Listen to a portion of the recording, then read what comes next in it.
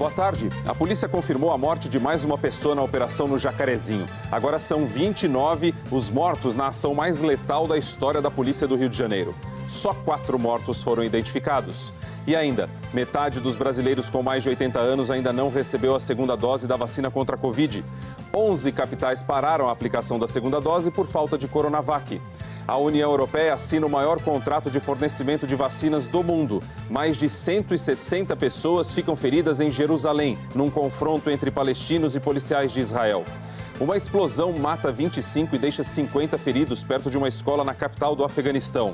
Aqui no Brasil, a cheia do Rio Negro deixa municípios em estado de emergência no Amazonas. E a solidariedade para famílias carentes na véspera do Dia das Mães. O Jornal Hoje está começando.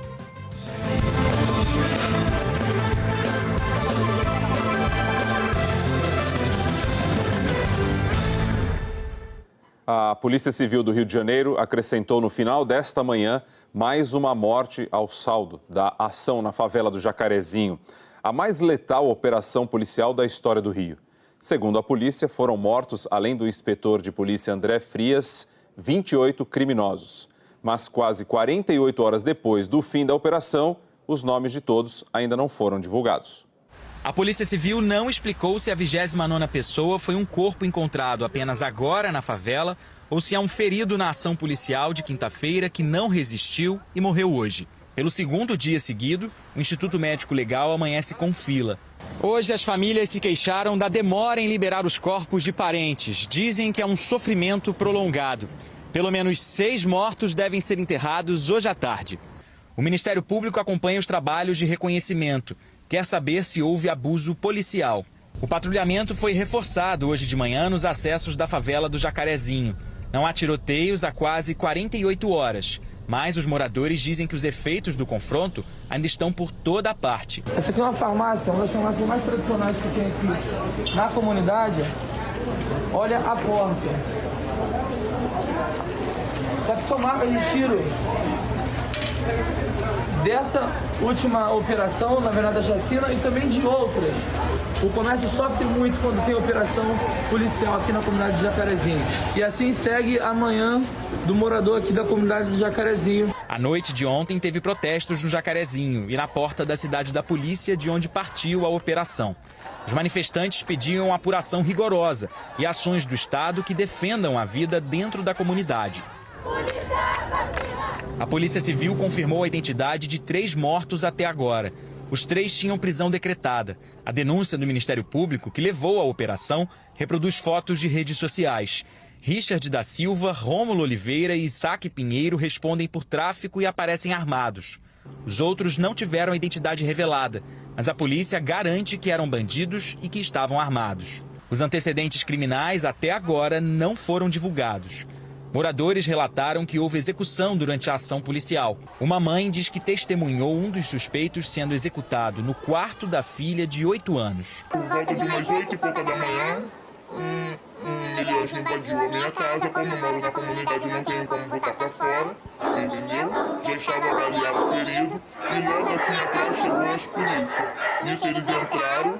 Perguntaram se tinha alguém, eu só balancei a cabeça que sim, porque tem minha família aqui dentro. E já saíram entrando e assassinaram o menino dentro do quarto da minha filha. No enterro do inspetor André Frias, o secretário de Polícia Civil negou qualquer tipo de execução. Quando a gente entra numa comunidade, ele atira para fugir. Ontem, eles atiravam para guardar posição, atiravam para matar. Eles tinham ordem para ficar, para confrontar. Eles não correram. E o que a Polícia Civil mostrou ontem foi técnica, foi maturidade, foi profissionalismo de mostrar à sociedade que aquele traficante que invadiu a casa da moradora, ele é o inimigo de toda a sociedade, porque ele amanhã pode invadir a sua casa na Zona Sul, na Zona Norte e na Zona Oeste. A mulher do inspetor estava emocionada. Morreu fazendo como estava, ele sempre falou isso pra mim. Espero, né, que a gente não tenha de volta, como ele me abraçou de madrugada e falou, vou voltar. O governador Cláudio Castro só se manifestou ontem à noite. A reação dos bandidos foi a mais brutal registrada nos últimos tempos. Desde o ocorrido, determinei total transparência ao processo. Entidades de direitos humanos cobram a identificação dos mortos e que a polícia aponte quais crimes teriam sido cometidos por cada um deles. Então é preciso que haja investigação rigorosa, com autonomia, com independência e com eficiência, para de fato a gente elucidar o que aconteceu ali e corrigir todos os problemas que, na verdade, são generalizados e se repetem nas favelas do Rio de Janeiro há muitas décadas durante essas operações, mas que no Jacarezinho bateram todos os recordes de brutalidade. Quero agora fazer uma correção. Ontem, na reportagem sobre a operação no Jacarezinho, nós exibimos um depoimento do integrante da ONG Rio da Paz, Antônio Duarte. Mas ele foi identificado nos créditos de forma errada, como Roberto Cardoso, diretor-geral do Departamento de Homicídios e Proteção à Pessoa. Nós pedimos, portanto, desculpas aos dois e a você pelo erro. A versão disponível no Globoplay já foi corrigida. Polícia apreendeu 1 tonelada de maconha numa casa em Salvador ontem à noite, mas não encontrou ninguém na casa. Policiais militares receberam a denúncia de que um laboratório de drogas funcionava no imóvel. Na casa, além da tonelada de maconha, a PM também encontrou 50 quilos de cocaína, 8 quilos de pasta base de cocaína e uma balança. Ninguém foi preso. As drogas foram levadas para o Departamento de Repressão e Combate ao Crime Organizado da Polícia da Bahia. No Paraná, o julgamento de Luiz Felipe Manweiler, acusado de matar a mulher, a advogada Tatiane Spitzner, em 2018, deve ter um sábado importante para o desfecho do júri. Quem vai explicar para a gente o motivo é o Wilson Kirsch. Uma boa tarde para você. Oi, Rodrigo. Boa tarde a você, boa tarde a todos. É isso, o júri está entrando na reta final. 3 testemunhas que não puderam comparecer ao fórum foram ouvidas por meio de vídeos que já tinham sido gravados para uma fase anterior do processo. Uma delas é Rodrigo Crema, médico que atendeu a Tatiane Spitzner. Ele disse que Tatiane é maratonista e que sofria de muitas dores, com suspeita de fibromialgia. Por isso, receitou a ela um antidepressivo. Mas o médico disse que Tatiane sofria apenas de ansiedade e de tensão. Outra testemunha ouvida por vídeo foi uma ex-vizinha de Tatiane Spitzner, Roberta Kelly. Roberta morava no 1º andar do prédio e Tatiane no 4º andar. Naquela madrugada, Roberta disse que acordou com a briga do casal e que ouviu Tatiane gritando enquanto caía da sacada. O Ministério Público sustenta que Tatiane já estava morta quando o corpo dela foi lançado. Confira agora outros depoimentos importantes desse julgamento. Na noite em que Tatiane morreu, Antônio Marcos Machado disse que tinha saído de casa para fumar e escutou a discussão no prédio em frente. Ele afirma que, nesse momento, viu Tatiane como se estivesse montada a cavalo no parapeito, com uma das pernas para fora. Antônio Marcos diz que voltou para casa e que entre 6 e 8 minutos depois, ouviu o baque do corpo de Tatiane na calçada. Antônio Marcos disse que foi até lá e encontrou Manweiler, que chorava bastante. A defesa de Manweiler diz que naquela noite Tatiane se pendurou na sacada para fazer chantagem. Ela teria exigido ver o celular do marido porque desconfiava que ele tinha recebido mensagens de outras mulheres. Segundo os advogados de Manweiler, nesse momento Tatiane escorregou e caiu da sacada. O irmão de Luiz Felipe Manweiler também prestou depoimento ontem na condição de informante. André Manweiler disse que Luiz Felipe era muito tranquilo e que Tatiane tinha muitos ciúmes dele. Existe um padrão de comportamento de Tatiane Spitzner registrado pelas conversas dela, pelos áudios dela, pelas fotografias. Ela se valia, sim, de uma estratégia emocional. As conversas mostram. Não creio, ela tinha, sim, um abalo psicológico.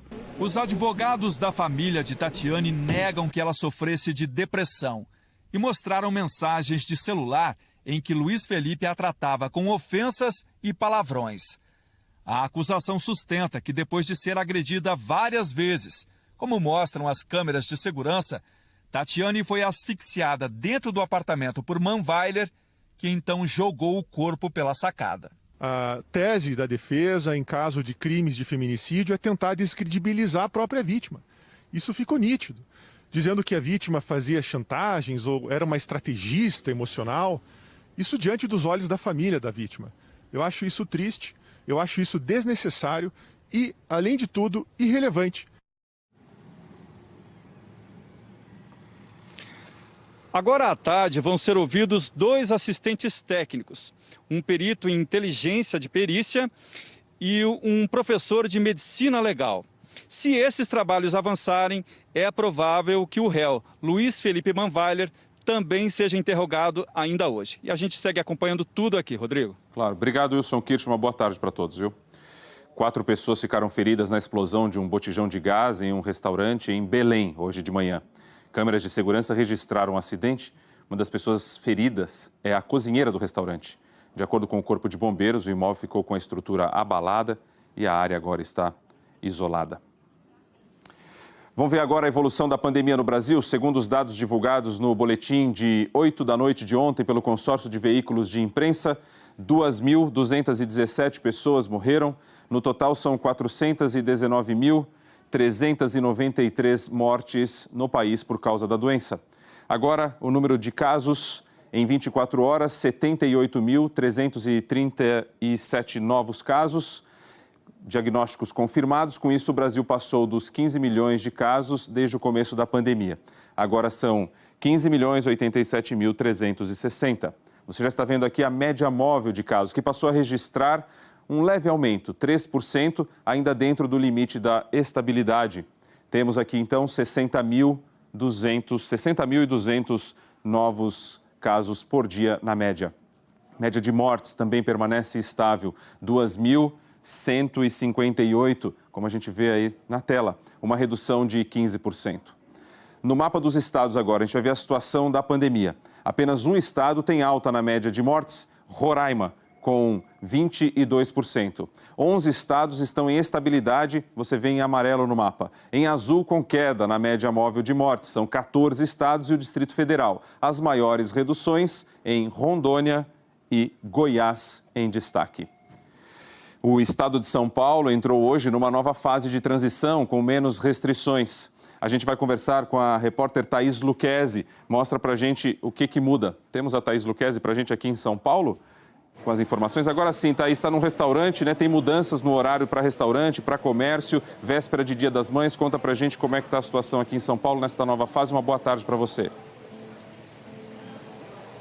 Tem sim, Rodrigo. Boa tarde para você e para todos. A fase de transição da quarentena foi prorrogada por mais 2 semanas aqui no estado e o horário de funcionamento do comércio foi ampliado por mais 1 hora. Restaurantes e bares que servem comida podem abrir ao meio-dia e fechar às 9 da noite e não mais às 8 horas, como era antes. Esse restaurante aqui na Zona Sul já começa a receber os clientes que chegam para o almoço, mas o movimento está bem tranquilo. A nossa equipe percorreu alguns centros de compras hoje pela manhã e o movimento estava bem parecido, sem aglomeração, bastante tranquilo, com lojistas e o pessoal que ia comprar, seguindo aí as medidas de restrição para garantir a compra para o Dia das Mães. Já que no ano passado, né, todo o comércio estava fechado em função da pandemia e a expectativa agora de todos é conseguir recuperar as vendas, já que o Dia das Mães é a segunda melhor data, perdendo apenas para o Natal.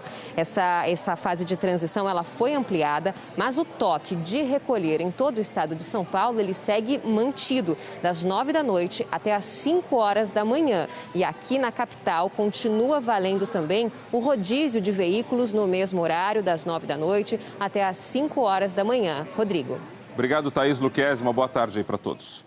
Em Belo Horizonte, clubes e feiras voltam a funcionar hoje depois de 2 meses fechados. O horário de funcionamento dos bares e restaurantes foi ampliado, agora podem ficar abertos até às 7 da noite, de segunda a sábado. Padarias e mercados que tinham que fechar aos domingos já podem abrir todos os dias.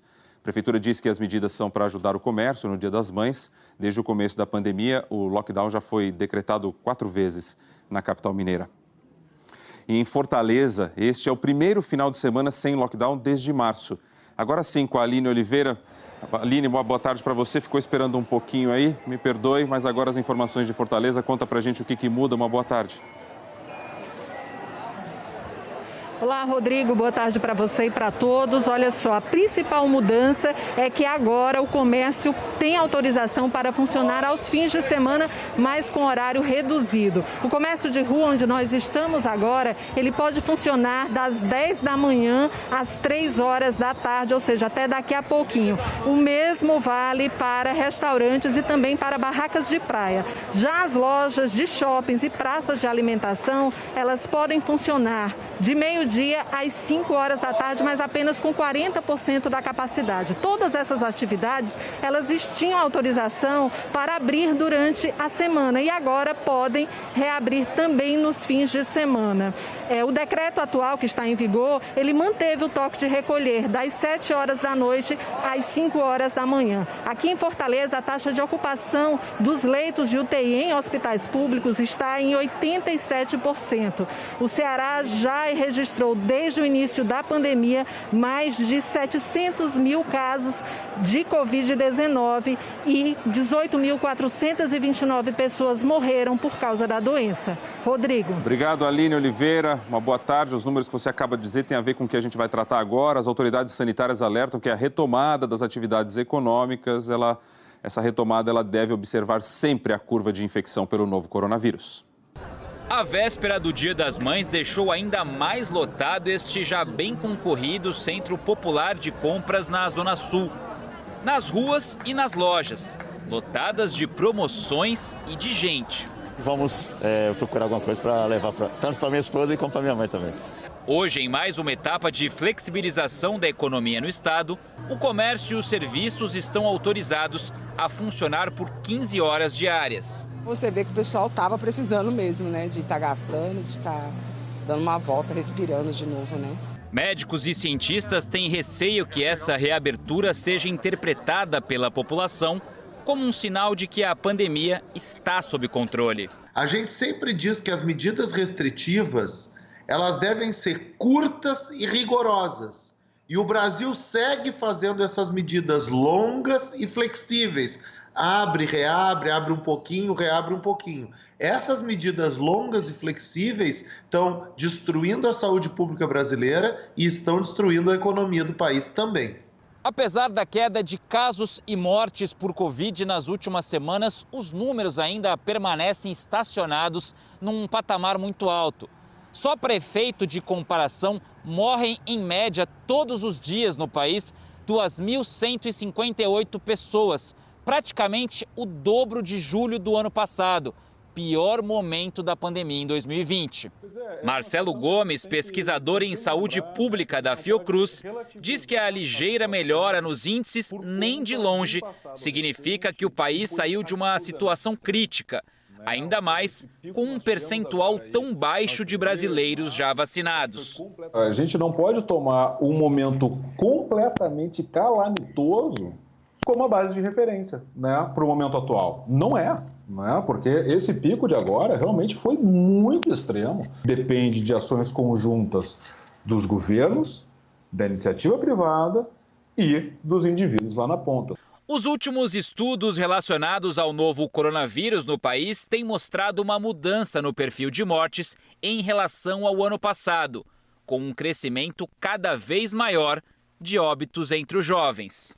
É a população que está tendo que sair para o trabalho presencial, nas atividades essenciais ou aquelas que estão abertas, né? Então está se expondo muito mais. A gente não está tendo nem a vacina epidemiológica, né, para proteger contra a desenvolver casos graves, nem essa vacina econômica para proteger os mais vulneráveis economicamente, para que eles possam também aderir ao distanciamento.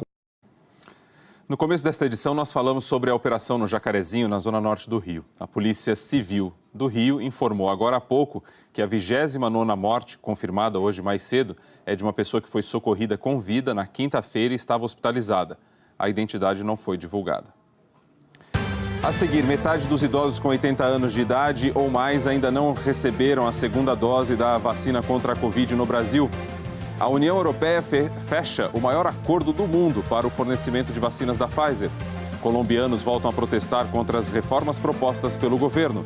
E em Israel, mais de 160 pessoas ficam feridas num confronto entre a polícia israelense e palestinos. Até já.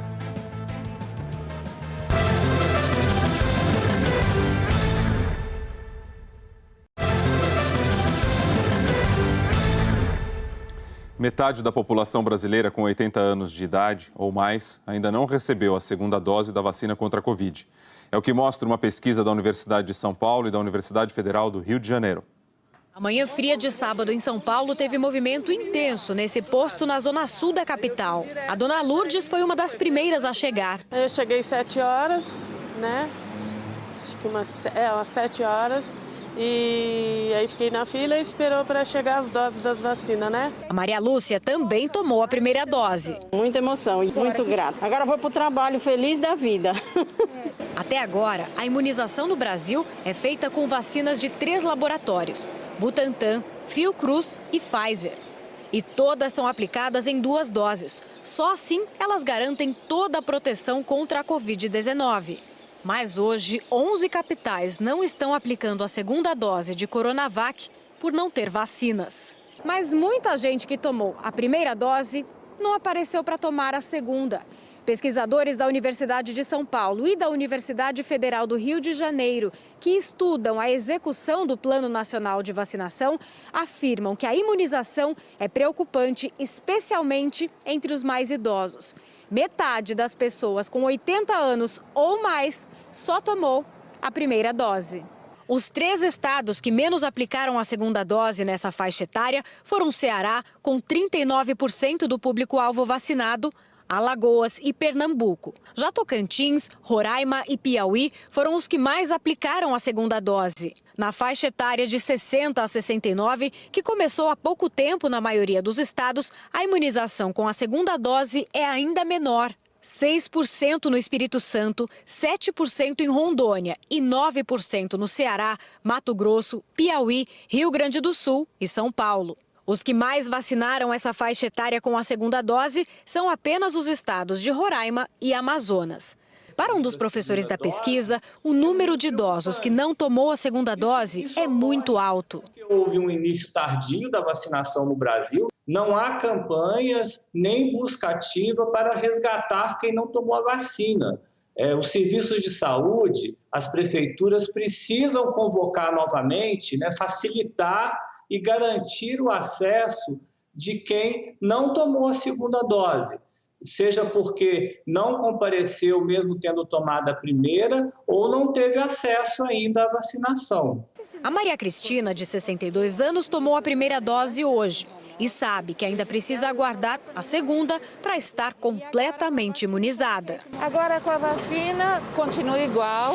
Aí com a segunda dose, mais um tempo, uns 3 meses da segunda dose, eu estou sossegada. O Ministério da Saúde informou por nota que trabalha incansavelmente para ampliar a vacinação em todo o país e reforça para que estados e municípios sigam à risca o Plano Nacional para que o ciclo vacinal se complete nos grupos prioritários definidos. O Ministério também recomenda que aqueles que não tomaram a segunda dose completem a imunização assim que possível. Vamos ver então o andamento da vacinação no Brasil? 694.199 pessoas tomaram a primeira dose em 24 horas. 243.057 receberam a segunda dose. Temos então, portanto, o total de vacinas aplicadas, 937.256 vacinas em 24 horas. E aí, com isso, o Brasil chegou a 34.914.631 doses. Isso dá o equivalente a 16,49% de primeira dose em relação aí à população total. Seguimos com o nosso gráfico com a segunda dose. Os números aqui, 17.578.127. E aí estamos falando em 8,3% da população imunizada já com a segunda dose da vacina contra o coronavírus. 23 estados e o Distrito Federal atualizaram os dados de vacinação. E aí em azul escuro, aqui no mapa, você tem aí o maior percentual da população vacinada com a primeira dose. Até agora, os 5 que mais vacinaram são Rio Grande do Sul, Mato Grosso do Sul, São Paulo, Espírito Santo e Bahia. Mais detalhes sobre a situação do seu estado você confere em g1.com.br/coronavírus. A União Europeia assinou um novo contrato com as farmacêuticas Pfizer e BioNTech para a compra de 1 bilhão e 800 milhões de doses de vacina contra a Covid. Esse é o terceiro contrato firmado entre o bloco e as empresas e também é o maior acordo de fornecimento de vacinas contra a Covid já fechado no mundo. A negociação vale para o período de 2021 a 2023 e garante 900 milhões de doses, além de prever a opção de outros 900 milhões. O anúncio foi feito pela presidente da Comissão Europeia, que está em Portugal para um encontro com os líderes europeus. We need vaccines now. O bloco vem sofrendo com um atraso na entrega de vacinas já compradas da biofarmacêutica AstraZeneca, o que levou a União Europeia a entrar com uma ação legal contra o laboratório. Mesmo assim, a meta de vacinar pelo menos 70% da população adulta até o final de julho foi mantida. Até agora, 12% dos adultos europeus já estão com a vacinação completa e 31% receberam pelo menos uma dose da vacina. É pouco se comparado aos Estados Unidos. 33% dos americanos já receberam a imunização completa. O país tem sido pressionado a doar ou vender doses excedentes aos países que mais precisam no mundo. A primeira-ministra alemã Angela Merkel pediu que os Estados Unidos abram o mercado e permitam a exportação de vacinas. Merkel é contra a quebra de patentes, mas hoje o presidente americano Joe Biden ganhou mais um aliado da suspensão de patentes de vacinas contra a Covid. Papa Francisco fez um discurso no Vaticano. Que um espírito de justiça nos mobilize para garantir o acesso universal à vacina e a suspensão temporária dos direitos de propriedade intelectual. No encontro aqui em Portugal, os líderes europeus demonstraram solidariedade ao povo indiano, que atravessa o pior momento da pandemia. Os chefes de Estado e de governo da União Europeia anunciaram que vão discutir mecanismos de cooperação para fornecimento de vacinas ao país. Por videoconferência, o primeiro-ministro indiano Narendra Modi agradeceu o apoio europeu. A Índia registrou pela primeira vez mais de 4.000 mortes por Covid em 24 horas. Os únicos países que atingiram essa triste marca foram os Estados Unidos e o Brasil. Para piorar, especialistas estimam que o pico das infecções na Índia só será alcançado no fim deste mês. O país é o maior produtor e exportador de vacinas do mundo. E por causa da explosão de casos e mortes, o governo tem priorizado o mercado interno. Países que fecharam acordo com a Índia para compra de vacinas podem ter que esperar mais do que o prazo combinado. É o caso de Bangladesh, Uganda e Zimbábue, que ainda não receberam grande parte dos imunizantes comprados por lá. O Ministério da Saúde do Brasil afirmou que ainda não recebeu qualquer sinalização de alterações no recebimento de insumos ou vacinas produzidas na Índia. 163 palestinos e 6 policiais israelenses ficaram feridos em confrontos em Jerusalém. O principal ponto do confronto foi a mesquita de Al-Aqsa. A violência começou ontem, depois que milhares de muçulmanos se reuniram para celebrar a última sexta-feira do mês sagrado do Ramadã. A polícia israelense disse que usou a força para restaurar a ordem. O complexo da mesquita de Al-Aqsa, na cidade velha de Jerusalém, é um dos locais mais reverenciados do Islã, mas também é sagrado para os judeus. Recentemente, as tensões aumentaram na Cisjordânia por causa do julgamento da Suprema Corte de Israel, que pode despejar palestinos de terras reivindicadas por colonos judeus. Pelo menos 40 pessoas morreram em um ataque terrorista na capital do Afeganistão. O alvo do atentado foi uma escola na região oeste de Cabul, de maioria xiita. O local foi atingido por várias explosões. Segundo o Ministério da Educação afegão, a escola divide meninos e meninas por turnos.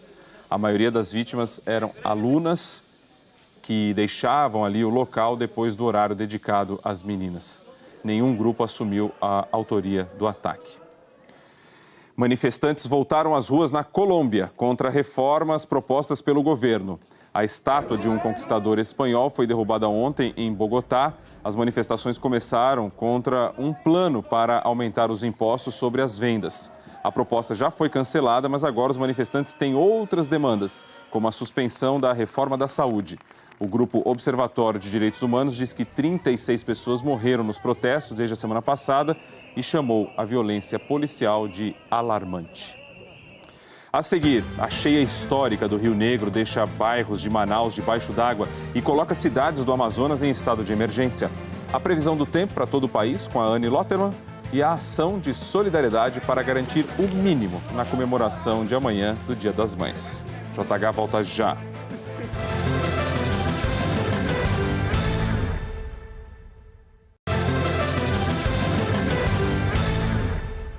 Os moradores do Amazonas enfrentam uma das maiores cheias da história do Rio Negro. 5 bairros de Manaus já foram cobertos pela água. Vamos ao vivo até lá. Alexandre Rissayasso, conta pra gente como é que está a situação por aí. Você que está vendo tudo de pertinho. Uma boa tarde. Boa tarde, Rodrigo. Boa tarde a todos que nos acompanham pelo Jornal Hoje. Olha, ontem a Prefeitura de Manaus decretou o estado de emergência. E há cerca de uma semana, o Rio Negro atingiu a cota de inundação severa. Muitas ruas do centro de Manaus foram inundadas pelas águas. E em alguns trechos só é possível passar de caminhão. Mas são em 5 bairros que a situação é mais crítica aqui em Manaus. Nós falamos agora do bairro Educandos, que fica na zona sul de Manaus. Nesse ponto onde eu estou, antes da cheia, era um campo de futebol. Mas só que as águas subiram tanto e tão rápido que agora só é possível andar por aqui de canoa. E em outros pontos do bairro foi preciso construir pontes improvisadas para que os moradores conseguissem sair de casa. O período das cheias dos rios do Amazonas vai até junho. Aqui em Manaus, o Rio Negro já subiu 29 metros e 36 centímetros. O recorde histórico foi em 2012. Quando subiu 29 metros e 97 centímetros. Pesquisadores ouvidos pela nossa equipe de reportagem acreditam que essa marca deve ser superada nos próximos dias. Rodrigo. Obrigado, Alexandre Rissayasso, de Manaus. Uma boa tarde aí para todos. Hora da previsão do tempo. Anne Lotterman, boa tarde. Chega mais. Oi, boa tarde. Tudo bem? Boa tarde para você. Boa tarde a todos. Final de semana de Dia das Mães, como é que fica o tempo? A gente vai ter frio aí em grande parte do Brasil, viu? Aliás, essa semana, né, a frente fria que passou pelo Brasil deixou para trás um ar gelado que derrubou as temperaturas no sul, no sudeste, no centro-oeste, até no norte. Dá uma olhada comigo aqui. Hoje, a frente fria já chega aqui ao sul da Bahia e amanhã ao recôncavo baiano, provocando muita chuva por lá. Mas olha como é o sol que predomina em grande parte do país, sul, centro-oeste, parte do sudeste, até o interior da Bahia e também sul do Amazonas.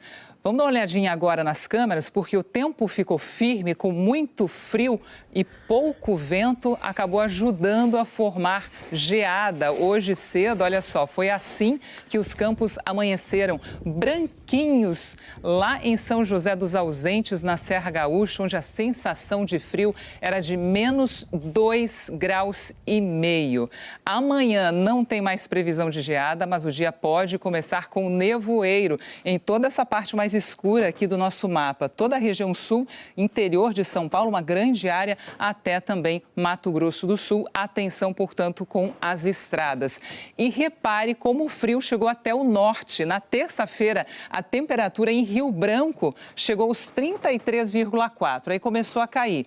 Ontem não passou dos 20,4 graus e hoje essa friagem já começa a perder força e a temperatura já deve subir um pouco mais, a máxima chega aos 26 graus. Agora sim, as câmeras ao vivo, tarde fria ainda em São Paulo, onde a máxima não deve passar dos 20 graus. Hoje cedo a sensação de frio era de 8 graus na capital paulista. Curitiba agora na sua tela, máxima só de 17 graus, com possibilidade de garoa até o fim do dia.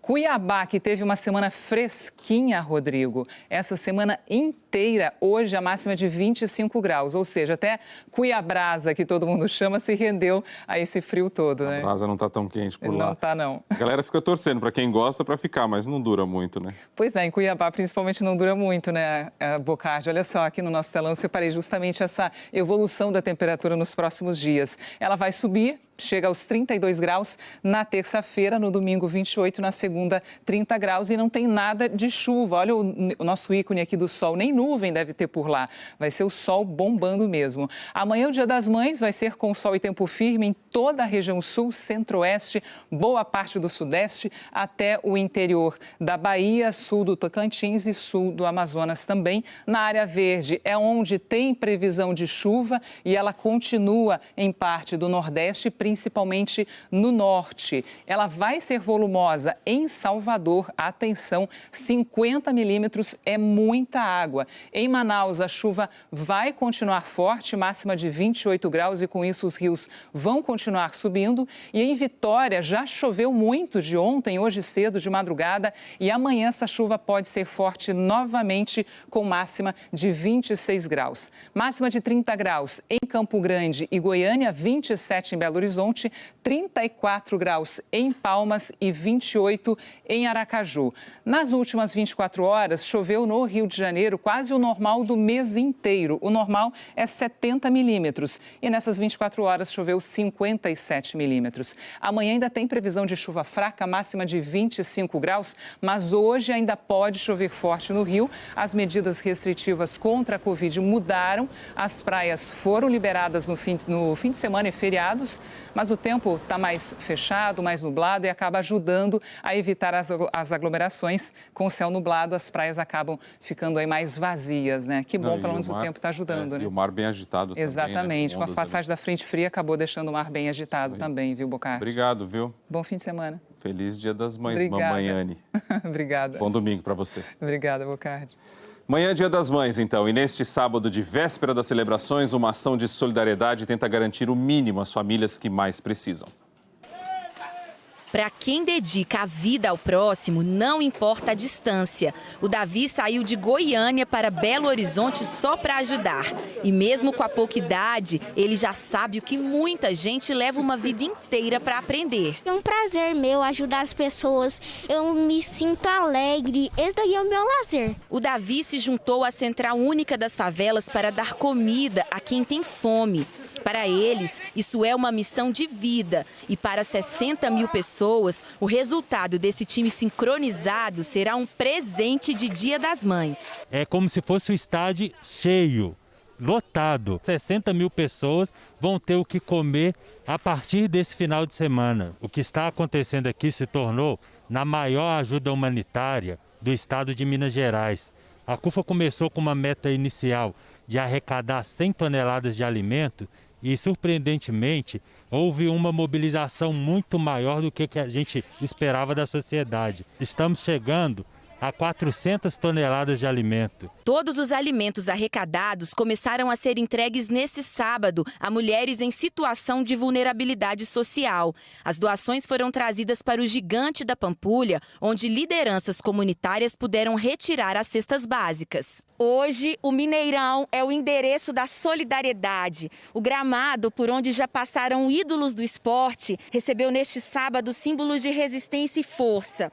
Mães das favelas, que estão aqui representando aquelas que lutam todos os dias para garantir comida na mesa e uma vida melhor para os seus filhos. Pretas, indígenas, ribeirinhas, ciganas, mães das favelas múltiplas, guerrilheiras. No poema de Natiele Castro, Mães das Favelas são o caminho, cheio de batalhas e lutas que a Rogéria conhece como ninguém.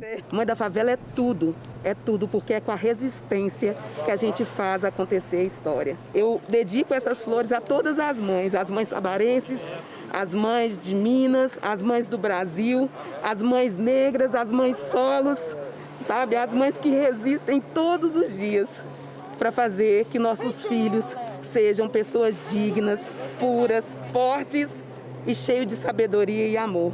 Que a prosperidade nunca falte para as mães das favelas e continuamos resistindo, sempre. Tá aí. Todas essas mães aí citadas pela Rogéria, que também recebam um beijo meu e um abraço nesses Dia das Mães. O Jornal Hoje terminando aqui, você acompanha outras notícias no Jornal Nacional e para rever as reportagens exibidas hoje, basta ir ao Globoplay. Boa tarde, bom final de semana e de novo, feliz Dia das Mães.